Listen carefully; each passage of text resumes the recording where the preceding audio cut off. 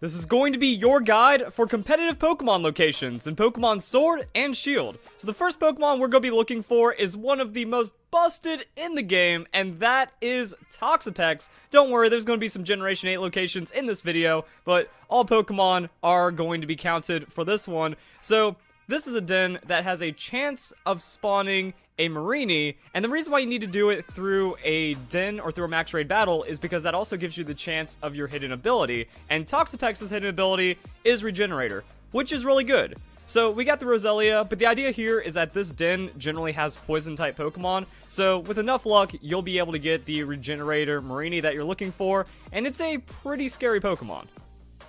Now, if that den fails you, you can try this one on West Lake Axwell. So there's a bridge over here, and it's going to be by the Watchtower Ruins. You can try to throw a Wishing Piece in, or hopefully you already have a spawn, and then that means you have a chance at a Marini. Just don't pass it up because you have a really good opportunity with that Regenerator. But what makes Toxapex so good? Why is it like one of the most desirable competitive Pokemon? That's why. It is one of the tankiest Pokemon in the game. And not only that, it gets Recover. So it's like a Ferrothorn that can recover. That's kind of nutty. And it doesn't have a 4x weakness, but it does have quite a few because of that poison water typing. So ground is pretty common, electric can give you some problems. Psychic turns out to be a pretty big bane for this Pokemon. And outside of that, Toxapex just kind of wrecks. And I'm going to probably update its moveset guide, or you can check out the Toxapex moveset guide that I've already made in description down below, because I don't think too much has really changed. It's a pretty good starting off point now, since I have like a million videos to make, and the games just came out. Next up, let's go and grab ourselves a Ferrothorn, because I just talked about Toxapex being about as filthy as Ferrothorn, if not worse. Now we can go and get ourselves a Ferrothorn, and that is going to be right here. So, fly to the daycare, just go straight in, and then Ferrothorn is chilling right here. I recommend just like throwing a quick ball at it, and just going for the standard battle. Now you don't have to worry about hidden abilities for Ferrothorn or some of the other Pokemon I'm going to be talking about in this video, because they're already just so good. So I've got a quick ball here somewhere, and the catch rate is pretty decent. Since it is a fully evolved Pokemon, might be a little tricky, but you can get a crit capture like that, and then I guess GG. So, Ferrothorn, once again, what makes it so filthy? Well, Ferrothorn has a lot of typing advantages. It only has the weakness to fighting and the 4x weakness to fire, but these stats are so tanky that Ferrothorn can survive fire-type attacks. Also, 94 on the attack is surprising. It's higher than Talonflame's, and Talonflame was a monster back in Generation 6. So, it actually has a substantial amount of damage output. You can go with the Gyro Ball, you can also go with the Leech Seed, and then being a Grass-type Pokemon, it's immune to Leech Seed. It's also Steel, so it's immune to Poison, so you can't Toxic Stall it out. Same thing with Toxapex. So, I mean, there's just a lot of things that make this Pokemon really nasty, and then you can go for, like, some kind of mixed offensive set, some kind of defensive, like, not mixed special attack, but, you know, mixed between tanky and offensive, but also just having a lot of stall behind it. Leftovers Leech Seed is really nasty, then you protect, and you just kind of do things, curse sets.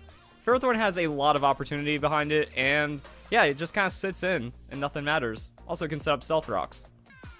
Our next competitive Pokemon is going to be Runerigus, so we're going to have to get a Galarian Yamask first, and then do some pretty weird stuff. So, Route 6, where you find Galarian Yamask, you've probably seen a ton of them just wandering around, not too difficult to find, super common, so yeah, if it wasn't for the weird layout of this place, we'd probably already have one by now. But hey, there's one already waiting for us, so that's cool.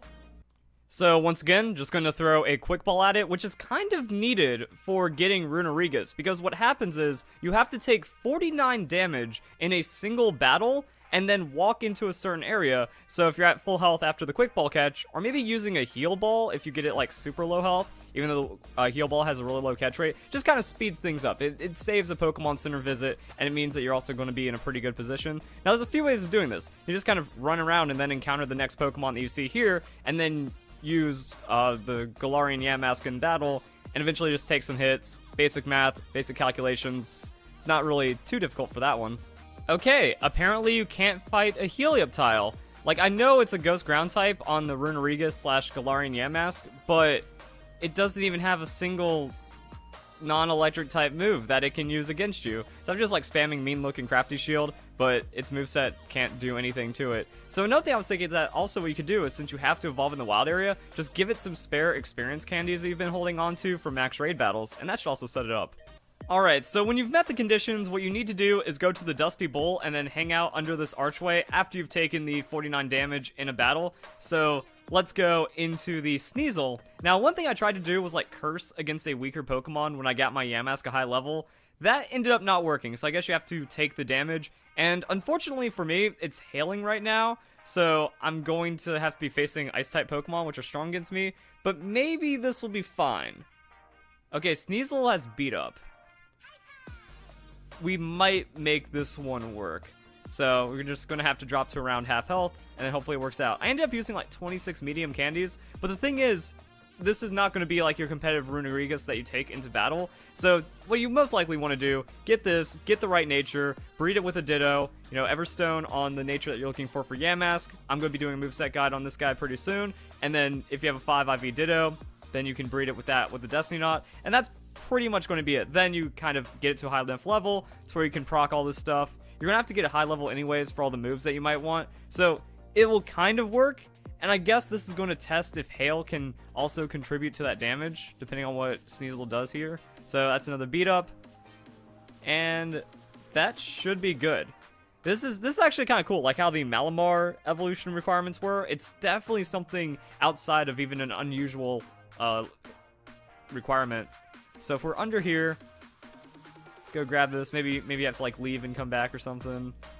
Unless I just have no idea what to do in this case. Oh, we got the evolution that happened. Or not evolution, we got a wild Pokemon battle just trigger. There it is. Alright, so it stopped us just before. So that's how you can do it. You can just get your Yamask to a high level, take the hit in the wild area, or just find other Pokemon and then take the 49 damage. But boom! Runerigus. Next Pokemon we're going to be getting is Phalanx, and it is super easy to get. You just fly to Route 8, you go to the tent, you drop down, you wait for him to pop out, and that's all there is to it. Now, Phalanx has turned out to be one of the most busted Pokemon in the game, but you could tell that just from its signature move. So the signature move is no retreat. You can't retreat, but you get +1 to all your stats. And it has some decent stats to begin with, and then it just really takes off from there. Now, it does struggle against Fairy and Flying type Pokemon from what I've learned, because it's a pure fighting type, but I can't wait to use this guy competitively, like in real battles outside the battle tower. It's going to be nuts, but this is one of like the scariest Pokemon I've seen in a while, so that's how you do it. Let's go on to a few more of these guys. Okay, so Aegislash is next, and it's going to be super free. So Hammerlock Hills, go to the right, go past all of these wild Pokemon spawns, and then there's just going to be a Doublade chilling right there. So you don't have to do anything crazy, catch it, and then that's where the breeding comes into play. Now, Doublade is strong in its own right, but then to get Aegislash, you have to use a Dusk Stone to evolve the Doublade into Aegislash, and that actually isn't difficult at all. There's respawning Dusk Stones in Lake of Outrage, or if you just do a lot of rounds with the Digging Duo, either of them can give you a Dusk Stone. So maybe the Stamina guy is best in that. I've gotten quite a few Dusk Stones from that.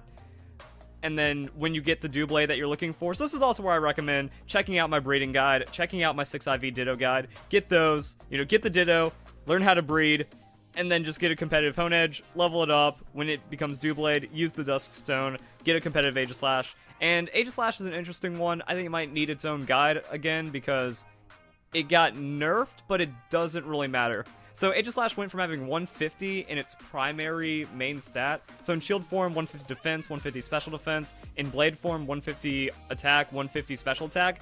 And it just lost 10 off each of those. And honestly, I don't think it matters. Now, King's Shield did get nerfed as well. Instead of lowering the attack by 2, it now only lowers the attack by 1. But there's no Garchomp and Megas and Tapus in the game. So I think Aegislash is actually comparatively stronger than ever, even with the nerfs. But that's why you want it. It's one of the best Pokemon in all of Pokemon, and it's still going to be like the best Pokemon inside of Pokemon Sword and Shield. Oh, nice. Fog is also how you get a Sylveon. So yeah, the different weather conditions get different evolutions in Lake of Outrage, and Sylveon. Now, Sylveon isn't really difficult to get, like it's just Friendship plus Fairy-type move because Affection has been removed. But if you just have the opportunity to grab one, go and do that. So yeah, the evolutions are weather-based. That's pretty neat.